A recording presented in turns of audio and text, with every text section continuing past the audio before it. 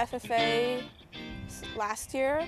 And it's just because FFA is a big ag thing and you see all the FFA kids at fair, and I knew I was going to join no matter what. Because everyone who does cattle seems to have a lot of fun with it, and it was, a new thing to try. Steer currently is 1206, so that's, I don't know how many times my weight, so you can't control them really. You sort of have to train them like a dog. You have to work with them every day, so it's really time consuming. I spend almost 2 hours out there every single day.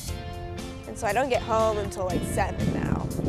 Right now, I pull him out of his pen because he has his own pen, and then I clean it as he's tied up for a while. And then now I'm working feet with him because he has to get used to the show stick to put his feet in the right position. And so I do that.